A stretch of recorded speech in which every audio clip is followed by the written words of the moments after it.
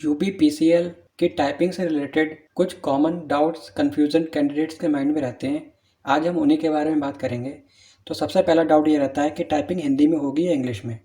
तो यहाँ मैं आपको क्लियर कर दूँ कि टाइपिंग आपकी हिंदी की कंपलसरी है। हिंदी की आपकी कंपलसरी है और इसके अलावा इंग्लिश की आपकी ऑप्शनल है। इंग्लिश की अगर आप करते हैं तो आपको 20 मार्क्स एक्स्ट्रा मिलेंगे। 20 मार्क्स आपको एक्स्ट्रा मिलेंगे।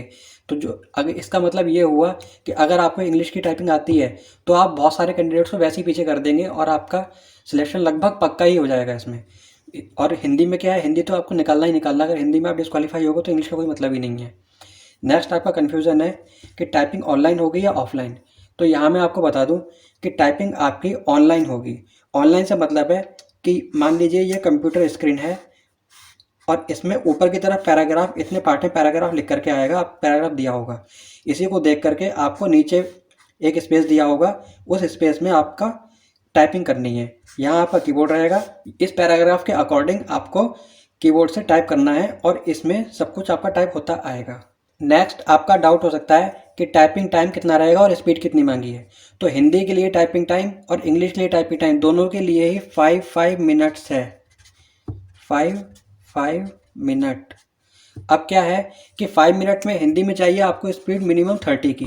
तो 30 की स्पीड आप तभी मेंटेन कर पाएंगे जब एटलीस्ट आपकी 40 की स्पीड होगी, क्योंकि एग्ज़ाम सेंटर पर हाथ कांप जाते हैं, इस तरह से ना उंगलियां हिलने लग जाती हैं हिलने। तो उस चीज़ को सही करना होगा, अपने माइंड को कंट्रोल में रखना होगा। और घर पे आप अगर 40 की स्पीड निकालेंगे तब एग्ज़ाम सेंटर पर अपने आप ही आपको कॉन्फिडेंस आएगा और मिनिमम 35-34 की स्पीड आ जाएगी। और सेम इसके लिए है इंग्लिश के लिए। इंग्लिश में आपको चाहिए मिनिमम स्पीड 35 की। तो 35 के लिए आपको स्पीड बनानी होगी 45 की। तो 45 की स्पीड जब आप बनाकर चलेंगे तब जा कर के आप एग्ज़ाम सेंटर पे 35 की स्पीड निकाल पाएंगे।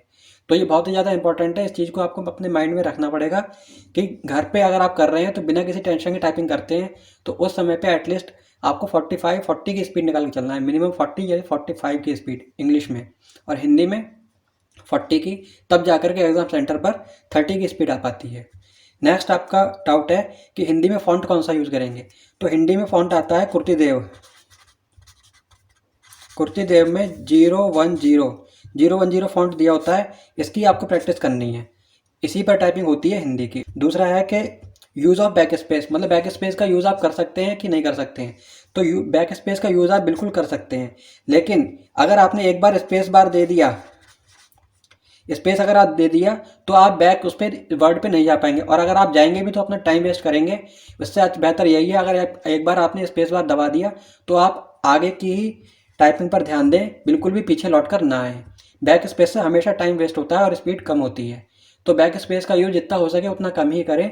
लेकिन अगर आपको दिख रहा है कि एक आध लेटर आगे पीछे हो गया तो आप उसको बैक स्पेस का यूज़ करके सही कर सकते हैं। इसके बाद अगला डाउट रहता है कि डिफ़िकल्टी लेवल क्या रहेगा। तो डिफ़िकल्टी लेवल मैं आपको बता दूं, ना ज़्यादा डिफ़िकल्ट आएगा और ना ही ज़्यादा इजी आएगा। ये रहेगा बीच का मॉडरेट। मॉडरेट ये रहेगा, ना ज़्यादा डिफ़िकल्ट ना ही ज़्यादा इजी। थोड़े बहुत आल्ट कोड्स यूज़ होंगे, लाइक क्रा, क्रा जो आता है आपका ये, या ये वाला क्रा, इस तरह के कुछ आल्ट कोड आएंगे। लेकिन आल्ट कोड आपको सभी आने चाहिए। अगर आपको आल्ट कोड आते हैं अच्छे से तो बहुत अच्छी बात है, अगर नहीं आते हैं तो आप मेरी वीडियोस देख लें, मैंने उसमें सभी इंपॉर्टेंट आल्ट कोड्स बताए हैं। आप उनके अच्छे से शब्दों की प्रैक्टिस करें, टाइपिंग करें, तो आपको आल्ट कोड भी आ जाएंगे। इसके अलावा बात यह है कि बहुत सारे कैंडिडेट्स को ये डाउट होता है कि एग्ज़ाम सेंटर पर हमें कौन सा कीबोर्ड मिलेगा। तो कीबोर्ड के लिए यहाँ मैं आपको बता दूँ कि ये exam centre to exam centre depend करता है कि आपको कौन सा कीबोर्ड दिया जाएगा।